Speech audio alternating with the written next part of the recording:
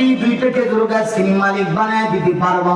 যদি দিতে পারো আমি বিশ্বনবী তোমাকে ঘোষণা দিলাম কিয়ামতের দিন তোমাকে জান্নাতে নিয়ে যাওয়ার গ্র্যান্ডেড আমি নবী হয়ে যাব।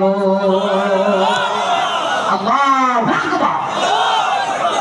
হযরত ওসমান গনি ইয়া রাসূলুল্লাহ আমি আছি, দৌড়ে গেলেন ইহুদির বাড়িতে গিয়া তাকে দুইটা খেজুর গাছের বদলা 140টা খেজুর গাছ দিয়া দুইটা খেজুর গাছের মালিক হয়ে নবীজির কাছে আসলেন। রাসূল বললেন ওসমান রে, এই পৃথিবীতে অনেক মানুষ সম্পদ দিয়া জাহান্নাম কিনে আর তুমি জান্নাত কিনছো।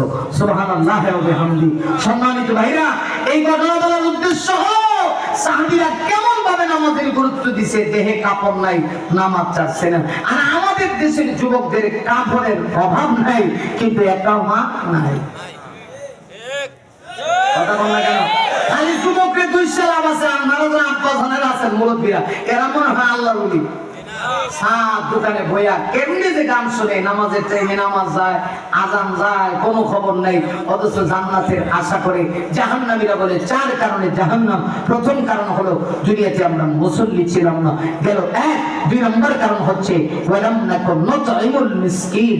দুনিয়াতে আমরা মিসকিন যারা ছিল, অসহায় যারা ছিল, অভাবগ্রস্ত যারা ছিল, এদের মুখে আমরা খাবার দিতাম না। ও ধনী ভাইরা, কি ভাবছেন যে এই ধন শুধু খালি জমাইবেন আর কবরে রেখে দেবেন? এখন কি পকেট আছে? গরিব অসহায়, আপনার মাদ্রাসা এলাকা হয়েছে অসহায় হাবের ছাত্ররা, ওদেরকে সহযোগিতা করা আপনার ইমানি দায়িত্ব। না করলে জান্নাতে যেতে পারতেন না। তো আপনার ভাগনা ভাগ্নি ভাতিজা ভাতিজি অসহায় অভাবগ্রস্ত, এদেরকে না দেখলে আপনি জান্নাতে যেতে পারবেন না।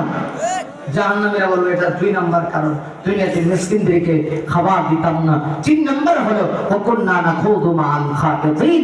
আমরা দুনিয়াতে সমালোচনাকারী যারা ছিল, কোরআনের বিরুদ্ধে সমালোচনা করত, আলেমদের বিরুদ্ধে সমালোচনা করত, সত্যের পক্ষে যারা থাকতো এদের বিরুদ্ধে সমালোচনা করত, আমরা তাদের সঙ্গী হয়েছিলাম, মানে তাদের সঙ্গে আমরা সাপোর্ট দিতাম। গেল 3।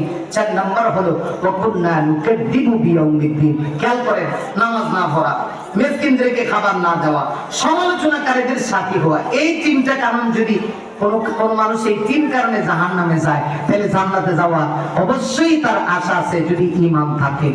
কিন্তু 4 নম্বর যেটা ওকুন্না নুকাদ্দিবু বিয়াউমিদ্দিন, আল্লাহ পাক বলেন যদি কেউ কিয়ামত অস্বীকার করে লায় কাফের, কাফের, কাফের, জাহান্নাম অস্বীকার করে কাফের। এক গুনাহ করছে জাহান্নামে, এটা ভিন্ন কথা, আল্লাহ তাকে মাফ করতে পারে, কিন্তু জাহান্নামই মানে না, কিয়ামতই মানে না।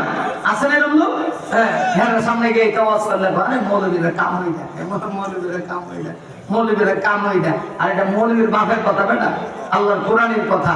ওকুন্না নুকাদ্দিবু বিয়াউমিদ্দিন। তো যদি কিয়ামত অস্বীকার করে, হাত্তা আতানাল ইয়াকিন, এর একটা ব্যাখ্যা হলো আয় হাত্তা আতানাল মাউত। আর কিয়ামত অস্বীকার অবস্থায় যদি তার কাছে মৃত্যু চলে আসে, আল্লাহ পাক বলেছেন মা তানফাউহুম শাফাআতুস শাফিঈন, তাহলে কিয়ামতের দিন তার ব্যাপারে যদি কোনো সুপারিশকারী অর্থাৎ নবীগণ, সিদ্দিকগণ, শুহাদাগণ, আলেমগণ, সত্যিকারের হক্কানি আলেম ওলিরাও যদি তার ব্যাপারে সুপারিশ করে, আল্লাহ বলেন কাজ হইতো না, কারণ ঈমান নাই। কথা কোন ঠিক কিনা? তাহলে এতক্ষণ আলোচনা দ্বারা কি দাঁড়াইলো?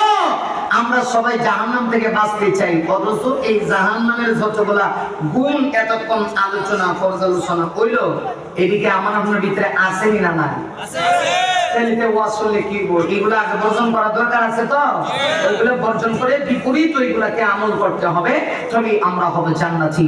আল্লাহ আমাদেরকে বোঝার তৌফিক দান করুন। আমিন। ওয়া আখিরু দাওয়ানা আলহামদুলিল্লাহি রাব্বিল আলামিন।